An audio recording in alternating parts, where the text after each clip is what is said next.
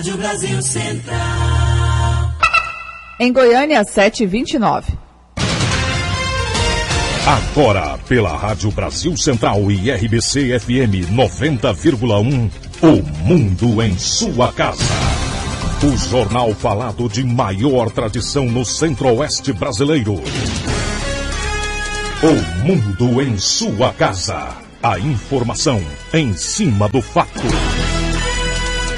Um mundo de notícias no começo do dia. O Mundo em Sua Casa tem a marca da Rádio Brasil Central e da RBC FM 90,1. Hoje é quinta-feira, dia 30 de agosto de 2012. Bom dia a você, ouvinte. Bom dia, Gil Bonfim. Bom dia, Karine Pinheiro. Bom dia a você que ouve o Mundo em Sua Casa. O Mundo em Sua Casa.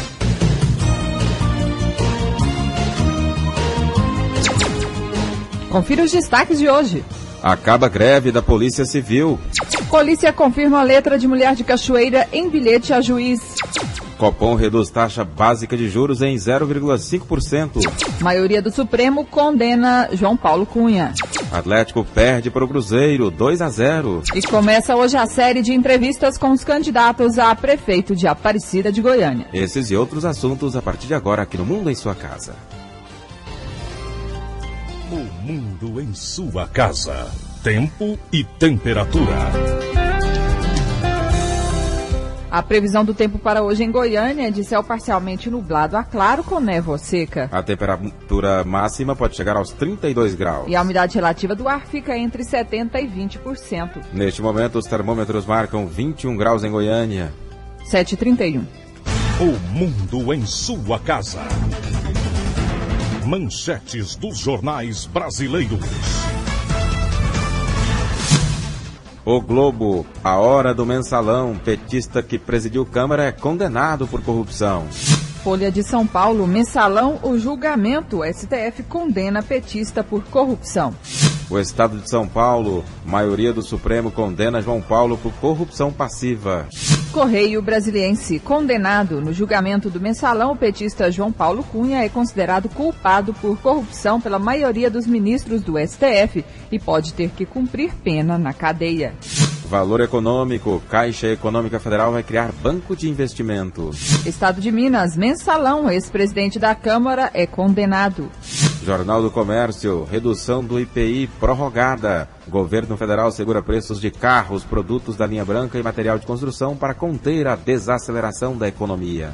0 hora, ofensiva do Planalto tem juro e imposto menores. Brasil Econômico, Selic cai de novo, mas a economia ainda não reagiu aos juros baixos.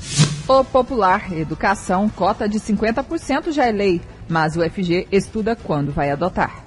Diário da Manhã, João Paulo Cunha condenado. Decisão também inclui Henrique Pisolato, Marcos Valério, Cristiano Paz e Ramon Roller. 7h33. O Mundo em Sua Casa. A política em Goiás. O candidato à Prefeitura de Aparecida de Goiânia, Tanner de Mello, do DEM, é o nosso entrevistado de hoje aqui no Mundo em Sua Casa, que abre espaço para os prefeitáveis da segunda maior cidade do estado. A Assembleia Legislativa conclui votação de 24 projetos do Executivo. Sem discussões e numa sessão rápida com 22 deputados presentes em plenário, a Assembleia Legislativa concluiu na tarde de ontem a votação de 24 projetos de autoria do Executivo. Entre as matérias aprovadas estão a que institui o Fundo Estadual de Saúde por meio da reestruturação do Fundo Especial de Saúde e a que vai desburocratizar ações para a implantação do Programa de Ação Integrada de Desenvolvimento, o PAI. O deputado Hélio de Souza, do DEM e ex-secretário estadual de Saúde, destaca a importância do Fundo Estadual de Saúde. Vai trazer para a área pública, principalmente na questão da saúde, uma resposta de modernidade e uma resposta de agilidade. Ao se criar o Fundo Estadual de Saúde, teremos a oportunidade, então, que aquilo que é direito da saúde, que é os 12% mensais da arrecadação do Estado, ao invés de ir para o Caixa do Tesouro Estadual, vai para o Caixa da Saúde, e que será totalmente controlado pelo secretário de Estado de Saúde, que a partir dessa data, então, passará a ter o controle da sua disponibilidade para que ele possa fazer todas as compras necessárias com data para pagar e, mais do que isso,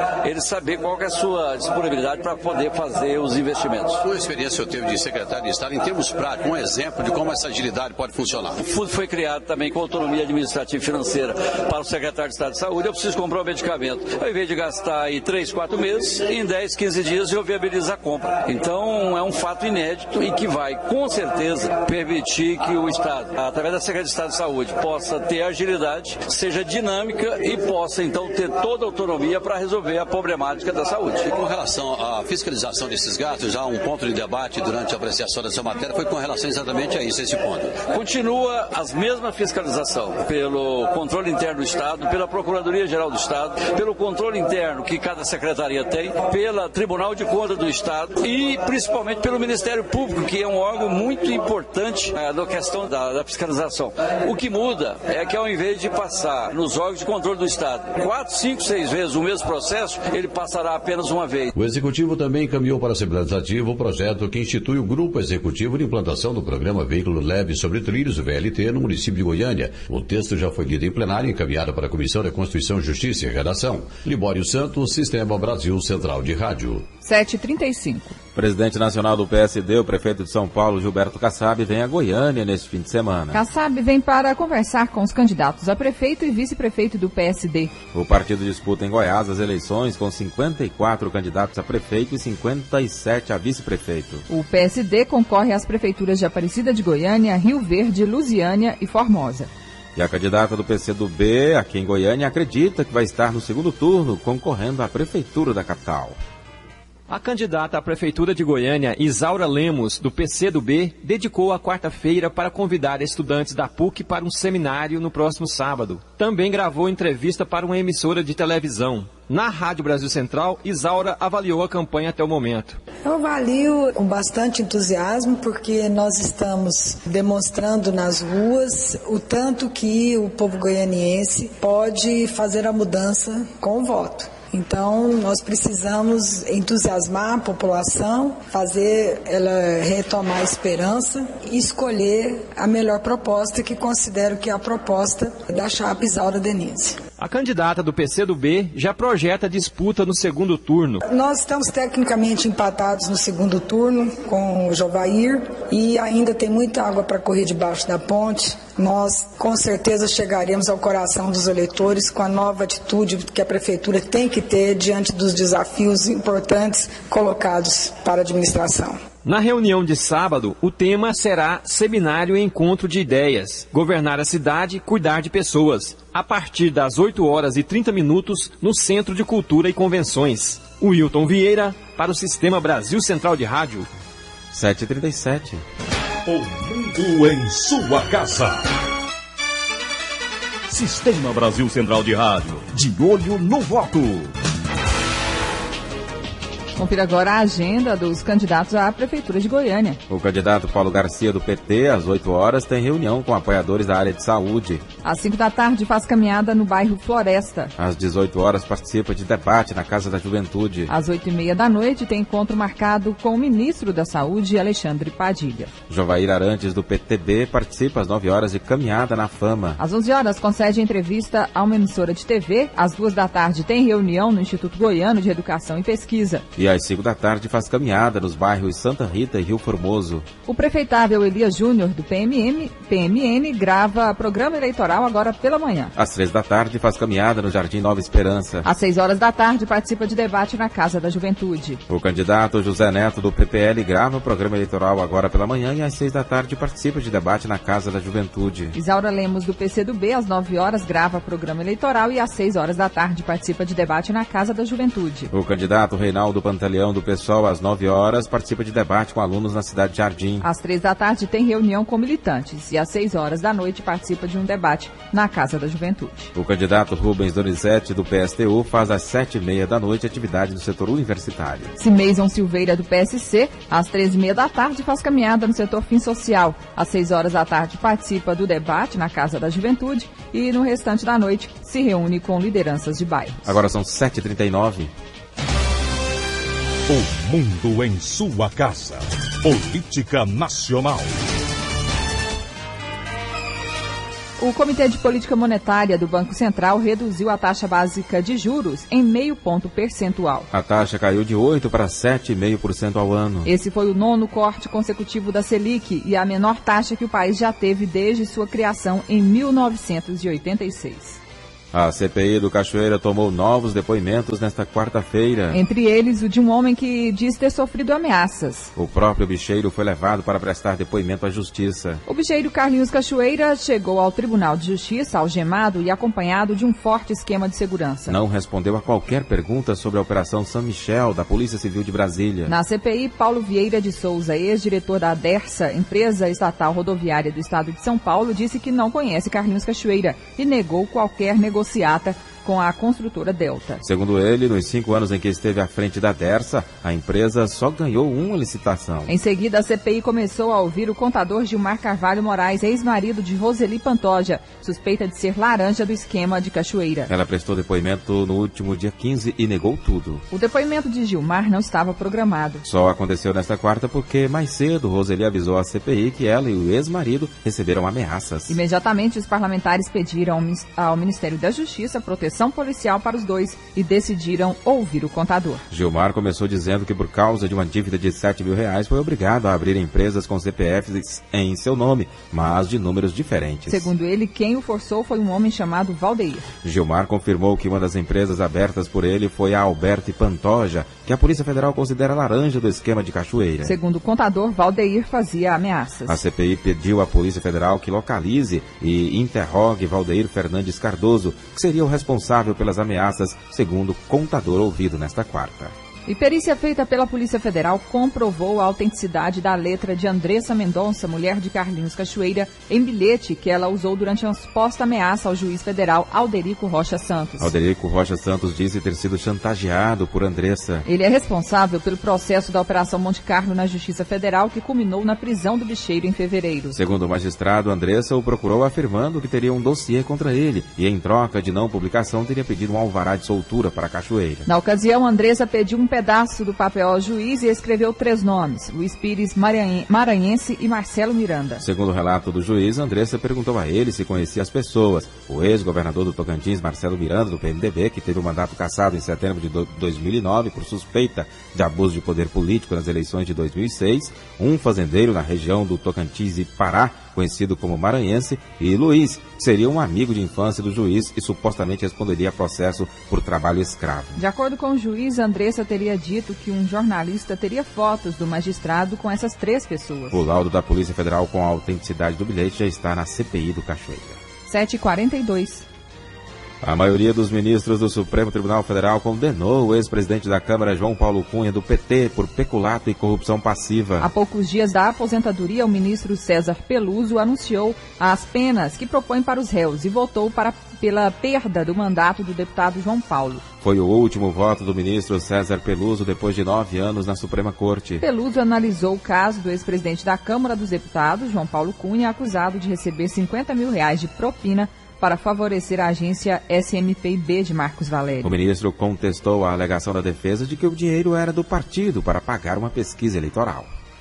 O voto que definiu maioria pela condenação foi proferido pelo ministro Gilmar Mendes, 8º a votar sobre o caso no julgamento do mensalão. Apesar do louvável esforço da defesa, a prova material constante dos autos evidencia inequivocamente que o dinheiro disponibilizado não teve origem no Partido dos Trabalhadores. O valor saiu da conta da empresa SMPIB, que foi abastecida por diversos depósitos, mas nenhum originário do PT. Portanto, presidente, me parece que aqui não há a discutir, eu acompanho no ponto o eminente relator. O saque do dinheiro foi feito pela mulher de João Paulo em uma agência do Banco Rural. Pelo desvio de recursos na Câmara, a maioria dos ministros também votou pela condenação de Marcos Valério e ex-2 sócios por corrupção ativa e peculato. Seguindo o voto dos outros 8 ministros que o antecederam, Marco Aurélio Melo votou pela condenação de João Paulo sobre a acusação de peculato sobre a contratação do assessor. Não tenho como afastar o cometimento do peculato considerada essa subcontratação, porque a prestação da assessoria ou da consultoria pelo jornalista sem o desembolso da parte de João Paulo Cunha, A rigor, se utilizou verba pública para contar-se com esse serviço. Todos os ministros do Supremo Tribunal Federal também votaram pela absolvição do ex-ministro Luiz Guxiquem, do PT de São Paulo. De Brasília, Ronaldo Berwanger. Agora são 7h45. O mundo em sua casa. Se a sua empresa busca reconhecimento, anuncie em uma emissora de credibilidade. Rádio Brasil Central 1270, AM, ondas curtas e tropicais. A certeza de resultado. Qualidade com alcance em todo o território nacional. Ligue 3201-7686. Rádio Brasil Central, comunicando com o mundo.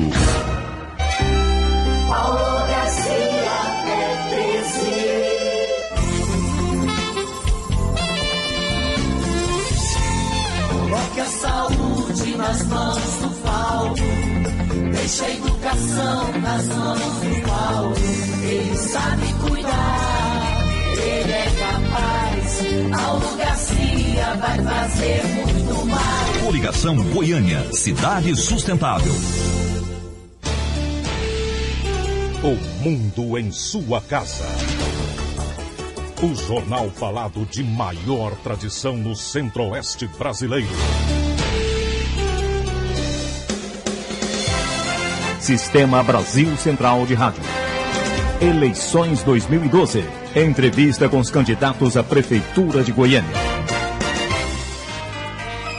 A partir de hoje, vamos conhecer os prefeitáveis de Aparecida de Goiânia. Todos os 5 postulantes ao cargo foram convidados a participar do programa O Mundo em Sua Casa e apresentar as propostas para que você, ouvinte, escolha o seu candidato nessas eleições 2012. Você, ouvinte de Aparecida e eleitor de Aparecida de Goiânia. Hoje é a vez de ouvirmos o candidato do DEM, Tanner de Melo. Tanner nasceu em Aparecida de Goiânia, tem 56 anos, é casado com Gisele Moura Brito Melo e pai de uma única filha. Ele é formado em administração de empresas. Tanner de Melo iniciou a carreira política como vice-prefeito de Aparecida de Goiânia em 2008, ao lado de Maguito Vilela. Ele é presidente do DEM em Aparecida e antes de ser vice-prefeito nunca teve cargo público.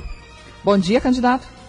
Bom dia, Gil. Bom dia, Karine. Bom dia a todos os ouvintes da Rádio Brasil Central, especialmente da minha querida cidade Aparecida de Goiânia. Candidato, por que o senhor decidiu se lançar candidato na disputa pela Prefeitura de Aparecida de Goiânia?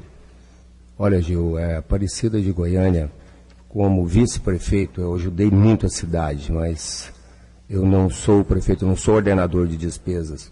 E como filho da terra, filho de Aparecida de Goiânia, de famílias fundadoras e também do primeiro prefeito eleito pelo voto direto, que criou o município de Aparecida, resolvi sair candidato porque a cidade onde eu nasci, onde eu vivo, onde eu criei minha família, meus filhos, onde eu me casei, por entender também que posso retribuir um pouco o que a cidade já fez por mim e pela minha família. Resolvi ser candidato porque, como prefeito, a gente tem mais condição, mais probabilidade de fazer muito pela cidade. E não havia mais condições, inclusive também por problemas de partidos, de continuar nessa aliança que fizemos em 2008, uma aliança que entendíamos, tínhamos um projeto inicialmente, e a questão partido acaba influenciando, o partido já se posicionou em todas as maiores cidades do país. Uma diretriz do partido é que nas maiores cidades do país tem que ter candidaturas próprias. E eu entendi que a Aparecida de Goiânia, ser a segunda cidade do estado e como vice-prefeito, resolvi agora realmente sair também candidato a prefeito, já que em 2008 também eu era candidato a prefeito. E numa aliança entendi que seria melhor para a cidade, fizemos essa aliança, saí como vice-prefeito, mas agora realmente como candidato a prefeito pelo Democratas de Aparecida de Goiânia. A Aparecida de Goiânia vive sérios problemas de infraestrutura, falta esgoto sanitário, que atende apenas 20% da população. Asfalto também é uma das principais reivindicações da população da cidade. Qual que é a proposta do senhor para melhorar essas duas áreas? Dentre todas as demandas, Karine, que nós temos na nossa cidade, mas principalmente daqueles que ainda não têm esse benefício, que é a infraestrutura, principalmente o asfalto, e a gente andando pela cidade, essa cobrança ainda continua muito. Evidentemente, aqueles que não têm esse benefício, eles o querem de qualquer forma. Até mesmo, às vezes, esquecem de água e esgoto. Quando você mesmo diz, mas são 17% apenas da cidade contemplado com esse benefício. E a água, nós temos aí 50%. Então, a infraestrutura, ela ainda é uma exigência, uma cobrança do povo de Aparecida.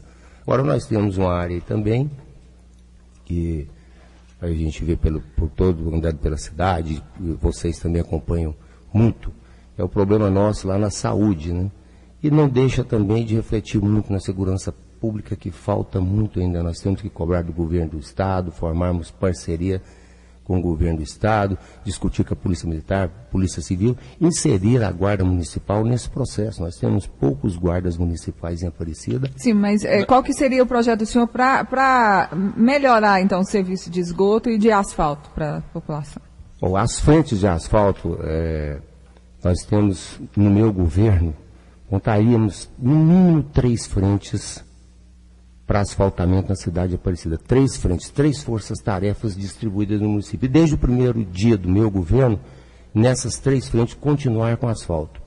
Não faria, talvez aqui, prometer para o povo de Aparecida, como muitos já fizeram no passado, de que asfaltaria toda a cidade ou todas as ruas habitadas em 4 anos. A proposta é de que, desde o primeiro dia do meu governo, essas frentes de serviço, essas frentes de trabalho, estariam distribuídas por várias regiões do município e, desde o primeiro dia, continuar com asfalto. E também a rede de água e esgoto, cobrar da Saneago, foi no último governo passado, a prefeitura, o ex-prefeito, autorizou um termo de concessão com o Saneago por 25 anos, sem cobrar ou sem ter feito nenhuma exigência da Saneago. Prorrogáveis por mais 25 anos. Temos que rever esse termo de concessão e cobrar da Saneago. A Saneago até hoje, com promessas, inclusive, a cada 6 meses uma prestação de conta, e o município ainda continua na mesma situação, faltando água e somente com 17% de esgoto. Agora sim, vamos falar da saúde. Muitos moradores da cidade de Aparecida acabam buscando atendimento em Goiânia. Qual que é a proposta do senhor para melhorar essa área? A saúde em Aparecida, não só muitos moradores usam aqui o sistema municipal de saúde de Goiânia, mas também Aparecida também. Todos os interiores usam muito lá em Aparecida. E Aparecida, para que nós possamos atender principalmente a população da cidade, é pegar a estrutura existente, reformar essa estrutura já existente, dando condição também para que os profissionais possam prestar um bom serviço, melhorar o salário desses profissionais, desses médicos, que porventura queiram trabalhar no município de Aparecida, porque o salário lá é muito baixo, contratar mais médicos, porque nós não temos médicos lá. Unidades de saúde que foram recentemente inauguradas, como as UBSs, estão até hoje, há mais de 60 dias, inauguradas e até hoje sem médicos. Então falta realmente o profissional para atender o povo de Aparecida. Mas a proposta é pegar o que já existe, reformar, contratar médico, melhorar o salário desses profissionais, porque médico nenhum vai trabalhar em Aparecida pelo salário que o poder público está oferecendo para ele. E o gestor público tem que ser justo. Nós sabemos que uma média no estado gira em torno de 5, 6 mil reais. E a Aparecida de Goiânia paga para os médicos 2.000 a 2.500 reais. Mas é preciso mais unidades também, né? Aliás, tem uma maternidade no Jardim Boa Esperança, que há vários anos a obra está lá e não foi concluída. O senhor vai concluir essa obra? Eu vou concluir essa obra, Gil, porque ela não foi concluída, porque houve alteração no projeto. Eles fizeram um projeto que não passou na Anvisa. Ele tem problema estrutural, problema de projeto. É só adequar o projeto à nova realidade, que atenda a Anvisa ou os vários órgãos competentes, e terminar essa obra. Essa obra é importantíssima para o município de Aparecida. Ela está lá há aproximadamente 5 anos, onde já foram gastos 7 milhões de reais, e está aquilo que vocês estão vendo lá, não está terminado, e a população está cobrando o poder público. No meu governo eu vou terminar essa obra. E o que o senhor pretende fazer para melhorar a qualidade das escolas do município? Karine, Aparecida de Goiânia, nós tivemos aí o dissabor de ver pelo IDEB que ela não está entre as 10 maiores escolas do estado. Então, por aí já se vê que a educação em Aparecida de Goiânia não anda bem. Os professores, sequer houve por parte da Secretaria de Educação qualquer incentivo para que os professores pudessem se capacitar mais. Da parte da Secretaria de Educação não foi feito nada disso. Agora, é reformar escolas, construir escolas, principalmente escolas de período integral, e CIMEIs em Aparecida de Goiânia. Aparecida de Goiânia tem aproximadamente 5.500 crianças em creches ou CIMEIs. E dessas creches, várias são conveniadas. Então, o poder público tem muito pouco creches ou CIMEIs do próprio poder público. Então, nós temos que construir escolas de período integral, construir CIMEIs. Aparecida de Goiânia tem uma demanda lá de 30 mil crianças sem CIMEIs, onde as mães querem ir para o trabalho e não tem como complementar ou ajudar a sua família, complementando essa renda familiar, se não tem onde deixar essas crianças. Mas construir escolas, reformar as escolas, cobrar do governo do estado também. As escolas estaduais estão numa situação precária, até mesmo pelo IDEB também, não seria totalmente hoje dentro de Aparecida de Goiânia, mas a pior escola do país encontra-se no Madre Germana, a pior escola do país.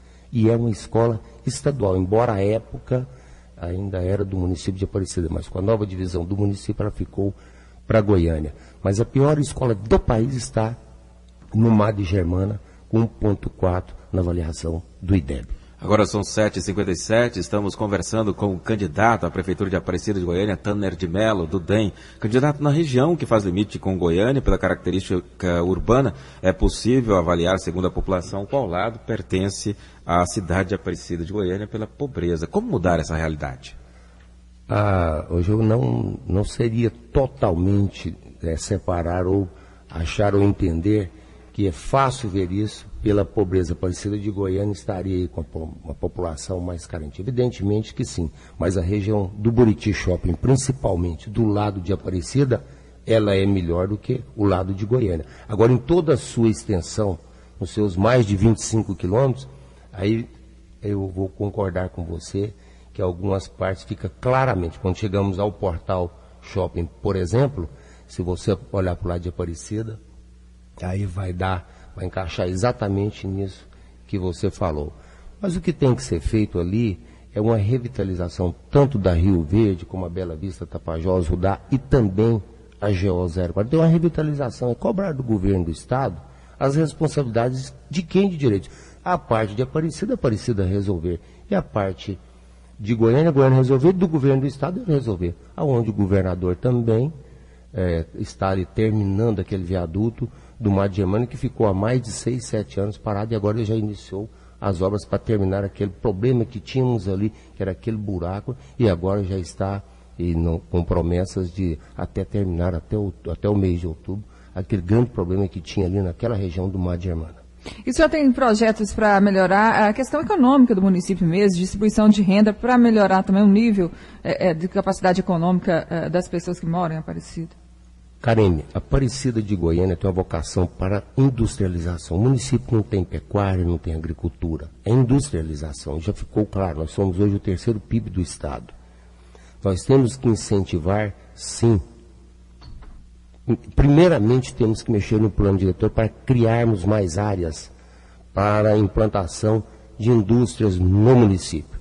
E, evidentemente, investir pesado em educação para capacitar os profissionais que vão ocupar essas vagas de emprego oferecidas por esses polos, pelos vários polos industriais.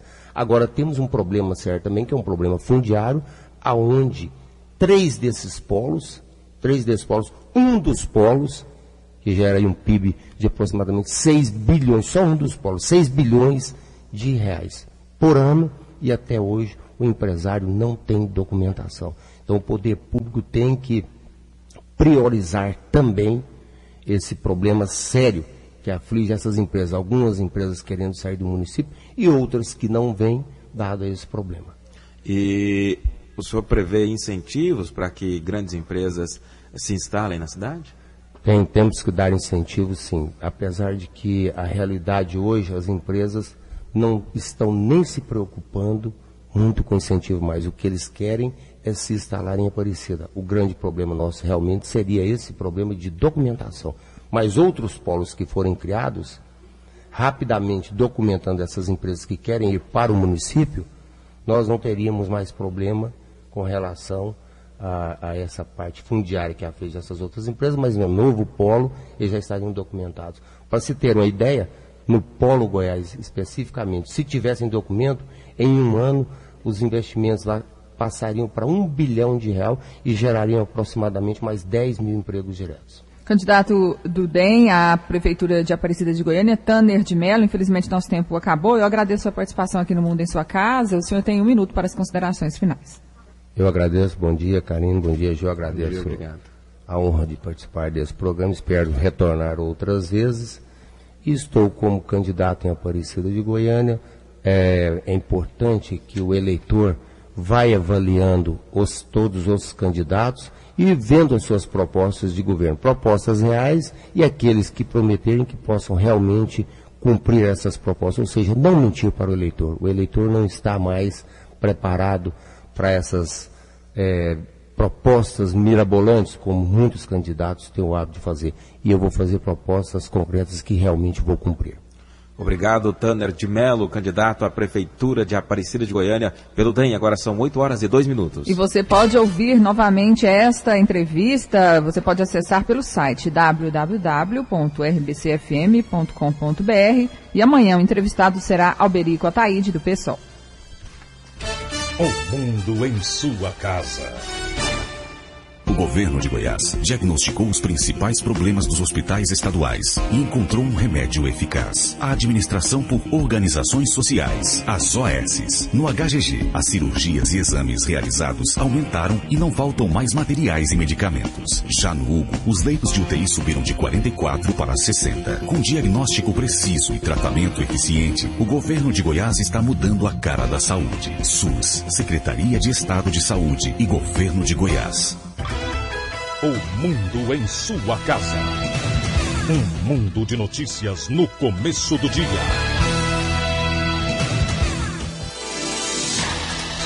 Uma comissão mista do Congresso chegou a um acordo sobre a medida provisória do Código Florestal.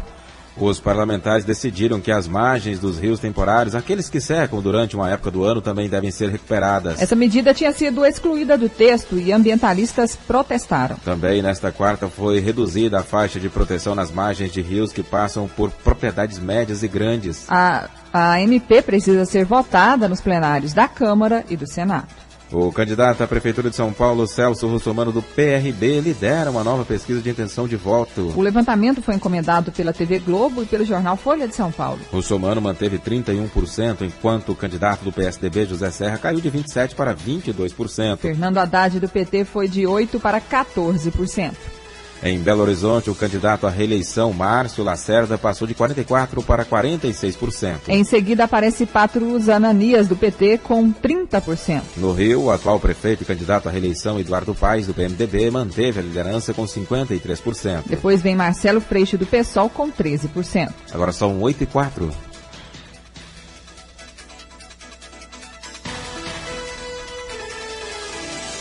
Uma carga de cosméticos da marca Avon, avaliada em R$32 mil, que havia sido roubada no final de semana em Aparecida de Goiânia, foi recuperada ontem à tarde pela Polícia Militar. José Luiz Rodrigues de Souza, de 43 anos, e a companheira Laura Caetano dos Santos, de 32, foram autuados por receptação e encaminhados ao 4º Distrito Policial de Aparecida. José já possui passagem por roubo e a companheira tinha mandado de prisão em aberto pelo crime de furto. Tenente Coronel presta depoimento e nega participação na morte de cronista esportivo. Usando a farda habitual de serviço, o tenente-coronel da Polícia Militar, o Wellington Urzeda, chegou para depor na Delegacia Estadual de Homicídios às 10 horas da manhã.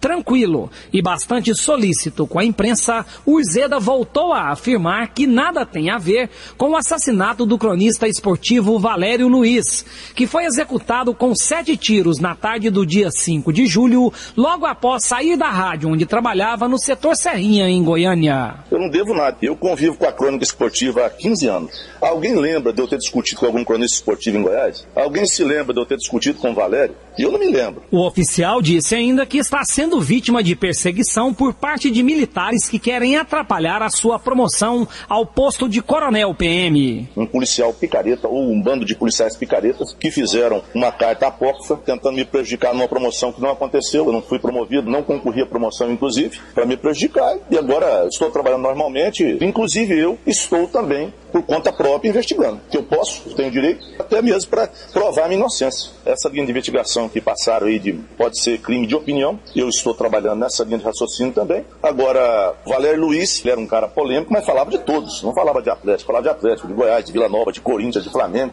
Ele era um cara de opinião, aberta. Inclusive eu respeitava e admirava por isso, porque ele não era poeta de banheiro. Ainda nesta semana, os delegados que investigam o caso esperam ouvir outros dirigentes do Atlético Goianiense e mais policiais militares que foram denunciados no e-mail apócrifo que foi encaminhado para a imprensa e a polícia 2 semanas após o assassinato. Aulus Rincon para o Sistema Brasil Central de Rádio. 8:06. A maior tragédia radiológica da história do Brasil, o acidente com Césio 137, será tema de palestra no dia 15 de setembro, às 8 horas da manhã, no Centro de Convenções da Rodoviária de Caldas Novas. O acidente completa em setembro 25 anos. Outras ações estão sendo programadas para as cidades de Goiânia, Anápolis e Séries. Os policiais civis de Goiás decidiram acabar com a greve que durava 49 dias. A categoria não fechou acordo de reajuste salarial imediato com o governo, mas optou por voltar às atividades para negociar as reivindicações até o final do ano. Policiais civis suspendem greve, mas paralisação pode voltar.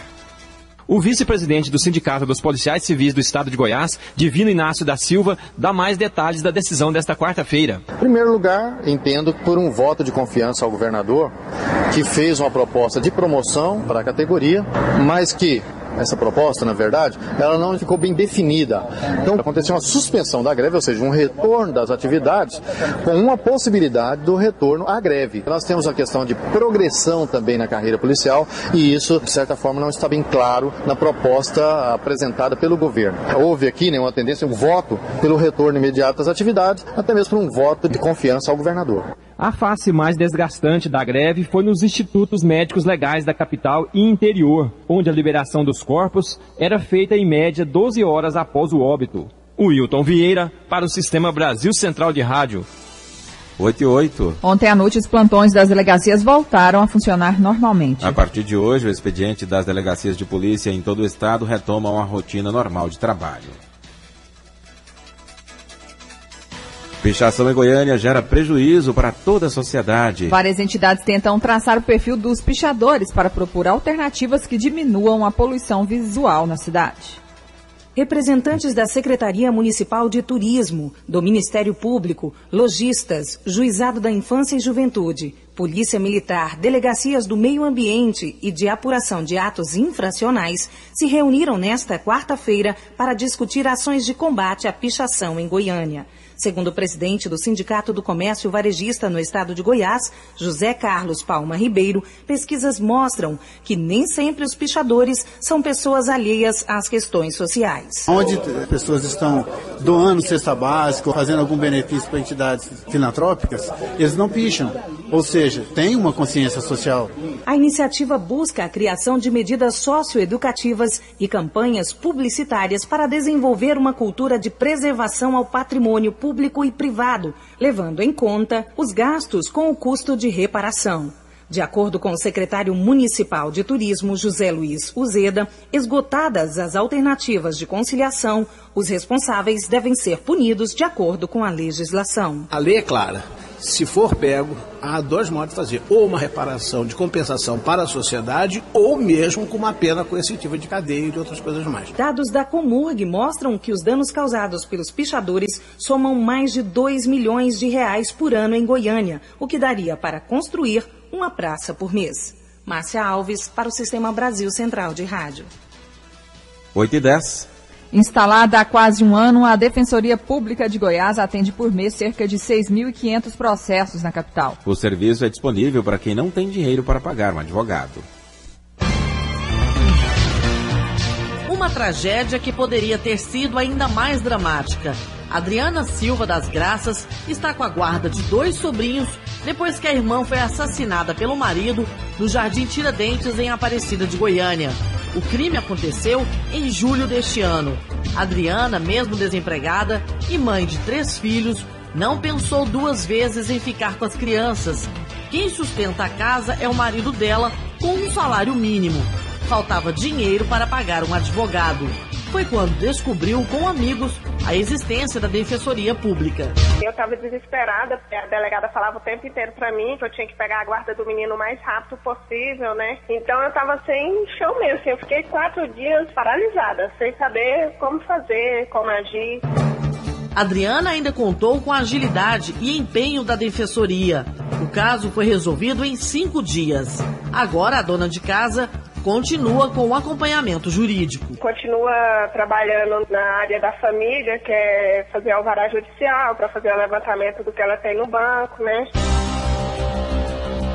Mesmo já atendendo a uma demanda tão grande, muita gente ainda não sabe que o serviço existe. A Defensoria Pública em Goiás foi criada em maio de 2011.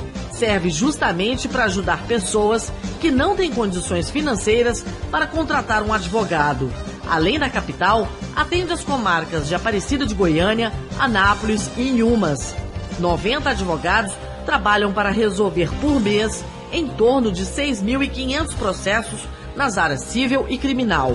João Paulo Brezinski é o defensor-geral do Estado e explica quais são os casos atendidos. A maioria dos processos que temos na área civil é voltado para a área de família. Então, geralmente são ações de investigação de paternidade, ação de alimentos, execução de alimentos, divórcio, separação, arrolamento de bens, inventário, entre outras ações dessa natureza.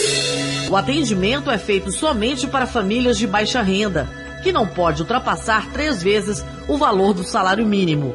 É uma ajuda mais do que bem-vinda para quem tem uma pendência judicial, mas nenhum centavo no bolso para honorários do advogado. Serviço que muitas vezes custa caro. Rosângela de Jesus, também moradora de Goiânia, passou da emoção de ter a filha aprovada no vestibular para o desespero em quase perder a vaga. A filha dela, Jennifer Cristina Miranda, de 17 anos, não havia concluído o ensino médio, que faltava apenas 4 meses para acabar. Mas foi aprovada num curso de fisioterapia na Universidade Estadual de Goiás. Na hora da matrícula foi barrada. O caminho, Dona Rosângela já tinha ouvido falar: Defensoria Pública.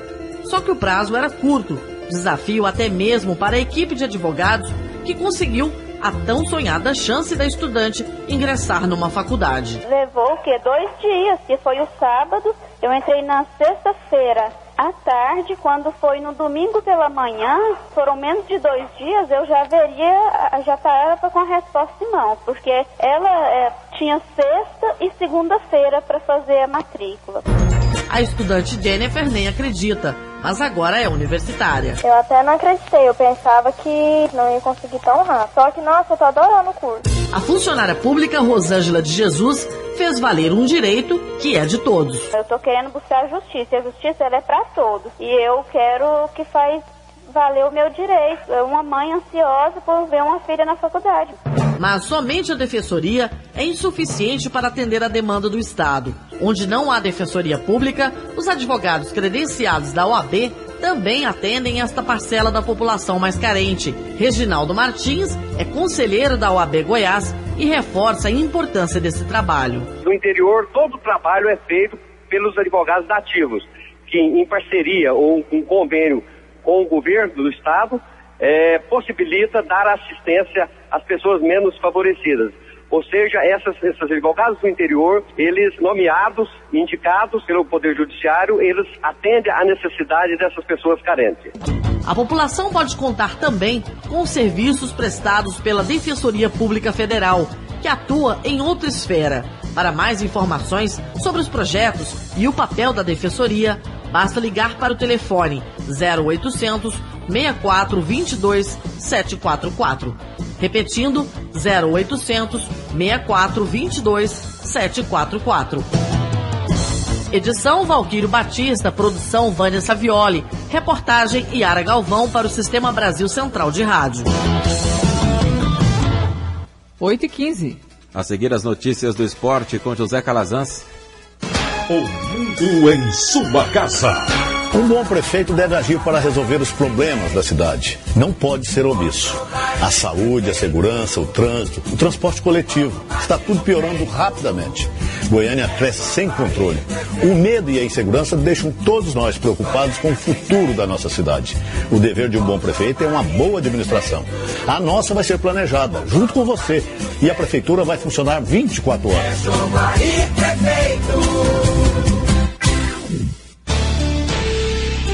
O mundo em sua casa. O jornal falado de maior tradição no Centro-Oeste brasileiro.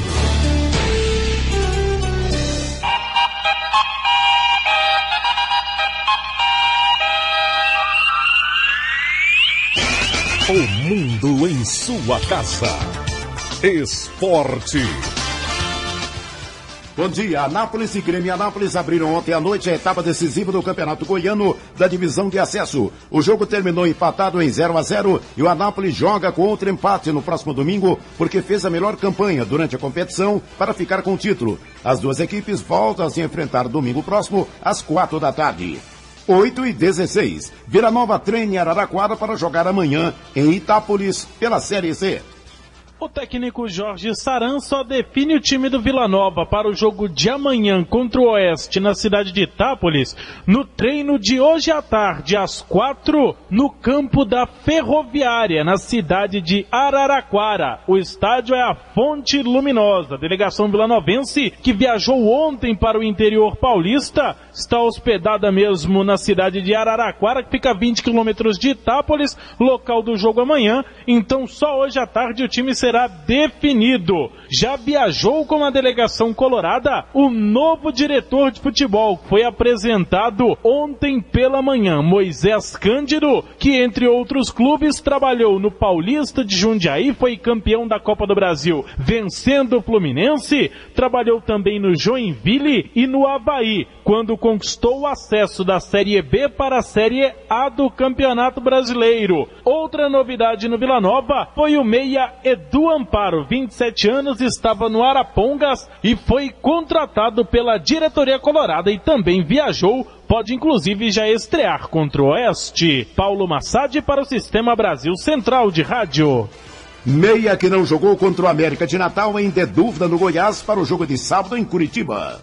A vitória da última terça-feira diante do América de Natal recolocou o Goiás na zona de classificação para a Série A do futebol brasileiro. O próximo jogo será sábado, 4 horas, diante do Paraná, em Curitiba. O Goiás busca a 4ª vitória fora de casa na Série B do Campeonato Brasileiro. O meia Caio, que entrou como titular diante do Joinville e foi substituído no intervalo do jogo com o América de Natal, deve ir para o banco de reservas. Walter, que entrou bem, deve ganhar nova chance como titular. A diretoria não se pronunciou oficialmente sobre a situação do meia Ramon, que foi barrado de forma misteriosa do jogo terça-feira contra o América de Natal. O jogador não sabe se vai ou não viajar com a delegação amanhã pela manhã para Curitiba. O treinamento nessa quinta-feira será à tarde no CT e amanhã pela manhã a delegação viaja para Curitiba. O último trabalho para o jogo de sábado será realizado no CT do Coritiba amanhã à tarde. Vinícius Silva para o Sistema Brasil Central de Rádio. 8h19, 8 jogos abriram nesta quarta o segundo turno do Campeonato Brasileiro da Série A. Aqui estão os resultados. Grêmio 2, Vasco da Gama 0, Fluminense 1, Corinthians 1. No Serra Dourada, o Cruzeiro jogou o suficiente para fazer 2-0 em cima do Atlético. O Atlético voltou a decepcionar neste Campeonato Brasileiro e começou o retorno do Brasileirão com o pé esquerdo, literalmente, ao perder para o Cruzeiro por 2-0 em pleno Serra Dourada. Os gols do Cruzeiro, marcados no primeiro tempo, através do atacante Borges, e no segundo tempo, cobrando o pênalti, o Wellington Paulista. O goleiro Márcio chegou a desperdiçar em uma cobrança de pênalti. Com isso, o Atlético não fez nenhum gol. O próximo jogo será domingo, contra a Ponte Preta, fora de casa. Quarta-feira, o Atlético também vai jogar fora de casa, diante do Grêmio. Para a partida de domingo em Campinas, o técnico Jair Araújo não poderá contar com 2 jogadores suspensos, o zagueiro Gustavo e o volante Dodó, além do zagueiro Renier, que está machucado. Eric Maravilha, para o Sistema Brasil Central de Rádio. Ainda pela Série A, o Bahia bateu o Santos por 3-0, Atlético Mineiro 2, Ponte Preta 2, Coritiba 1, Internacional 0 e Náutico 3, Figueirense 2. O Atlético Mineiro segue na liderança com 44 pontos, seguido bem de perto pelo Fluminense, que tem 43. O Galo tem um jogo a menos no próximo dia 26 contra o Flamengo. Hoje, 2 jogos encerram a 20ª rodada. São Paulo e Botafogo, Flamengo e Sport Recife. Goiânia recebe a partir de hoje os medalhistas de ouro nas argolas nos Jogos Olímpicos de Londres, Arthur Zanetti e as consagradas ginastas Daniele Porto e Daiane dos Santos.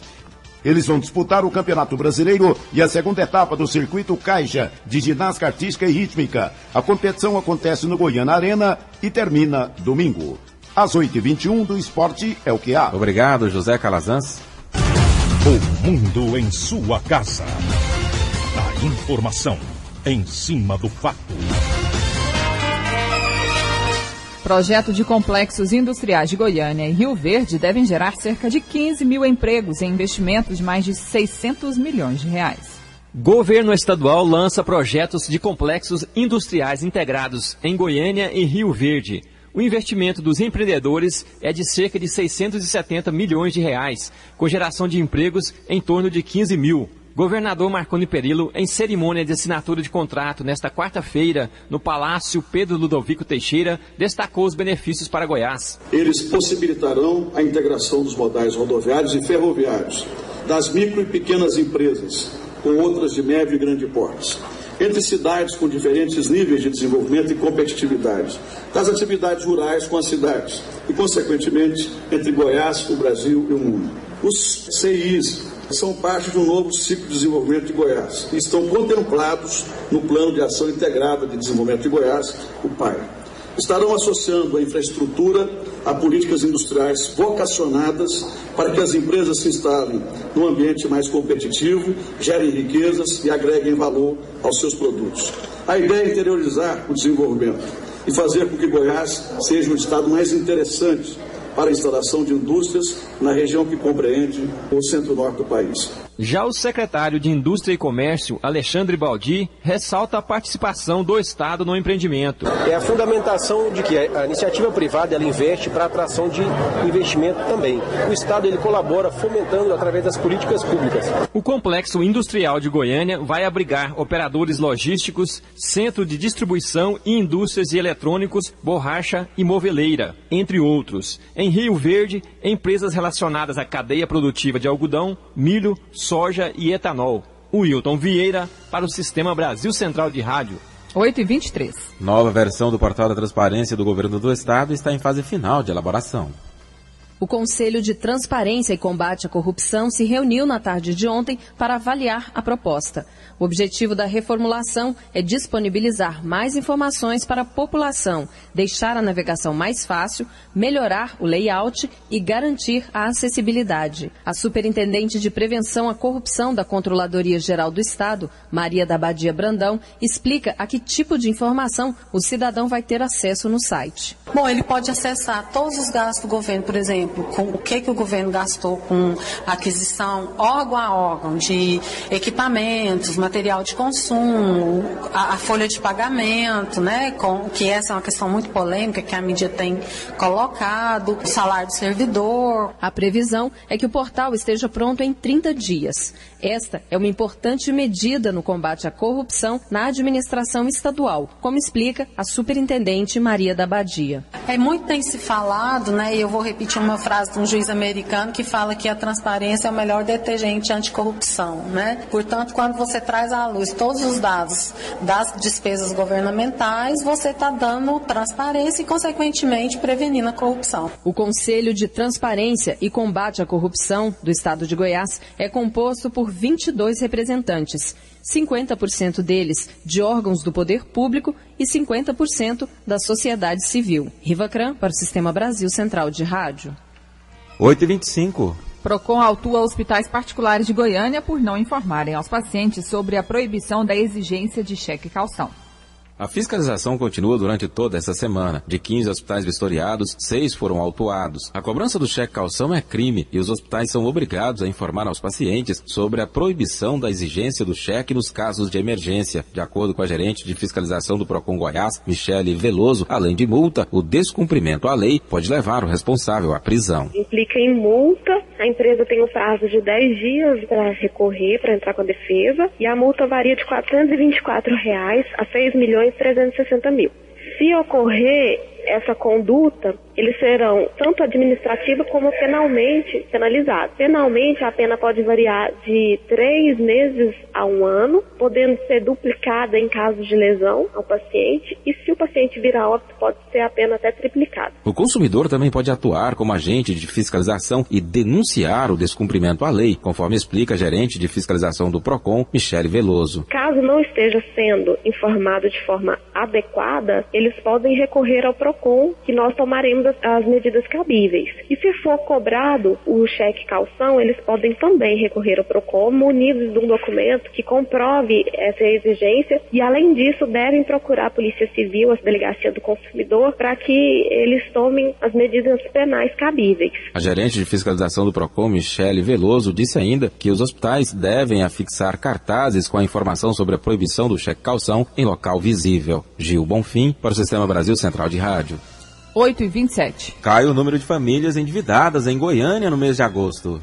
42,1% das famílias goianienses estão endividadas, número menor do que o de julho, quando o índice chegou a 45,8%. Do total dos endividados, apenas 15% estão muito endividados. O presidente da FEComércio, José Evaristo, analisa o cenário econômico. Goiânia continua entre as capitais brasileiras de menor número de famílias endividadas. Esse número confirma isso que nós estamos falando em relação às demais capitais. Quanto aqui nós estamos com 42%, nacionalmente, nas outras capitais, estamos chegando a 60%. A posição aqui é muito boa, significa o goianiense consumindo de forma moderada, mas consumindo, e com responsabilidade em relação ao nível de endividamento. Em relação ao tipo de dívida, o cartão de crédito lidera o ranking, com 61,9%. Em nível nacional, as dívidas com o dinheiro de plástico chegam a 73%.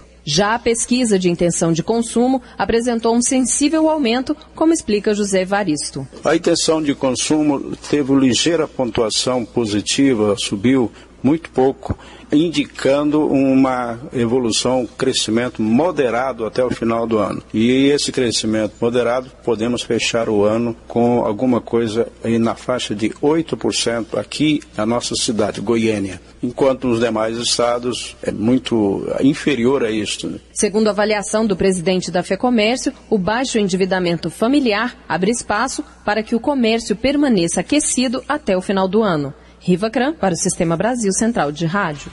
Agora são 8h29.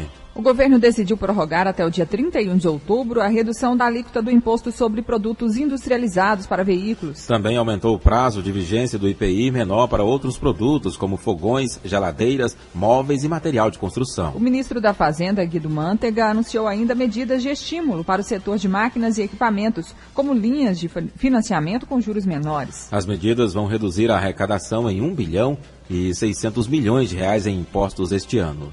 E a presidente Dilma Rousseff sancionou a lei das cotas nas universidades. Estudantes que fizerem o Enem de 2012 poderão ser beneficiados pela lei que reserva 50% das vagas a alunos de escolas públicas. O projeto, sancionado ontem pela presidente, será implantado a partir de 2013 e destinado a estudantes que cursaram integralmente o ensino médio na rede pública. parte será dedicada a negros, pardos e índios e a outra a alunos com renda familiar igual ou menor que um salário mínimo e meio per capita.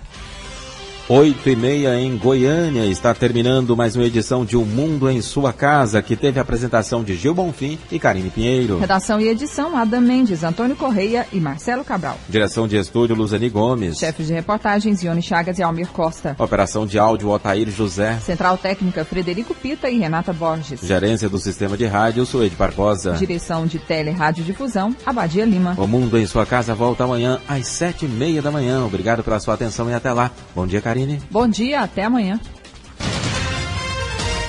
Este foi, pela Rádio Brasil Central e RBC FM 90,1, O Mundo em Sua Casa. O jornal falado de maior tradição no Centro-Oeste brasileiro. O Mundo em Sua Casa. A informação em cima do fato. Um mundo de notícias no começo do dia. O Mundo em Sua Casa voltará sempre com a marca da Rádio Brasil Central e da RBC FM 90,1.